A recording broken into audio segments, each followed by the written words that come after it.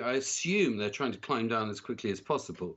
Certainly, it's almost sinister, their inability to explain why they're doing this.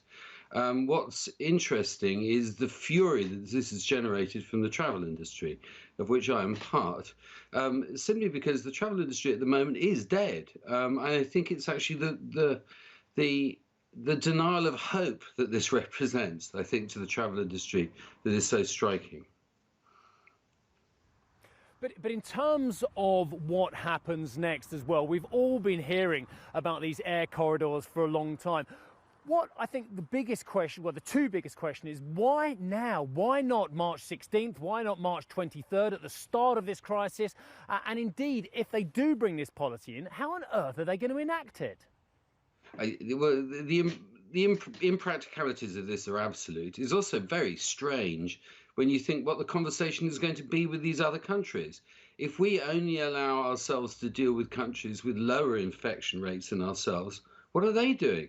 They have to deal with somebody with a higher infection rate than themselves. It's all nonsense, and it's very unclear how this is going to work.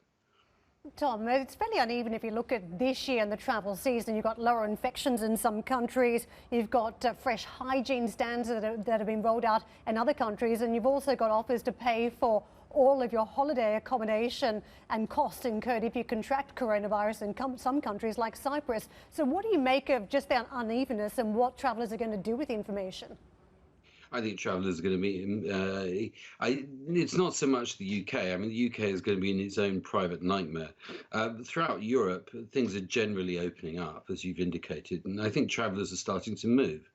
And the European Commission is very keen to ensure that the Schengen area becomes a common travel zone again, which the EU was. And you're going to find that the tourism industry in continental Europe is going to have a domestic market of 400 to 450 million people.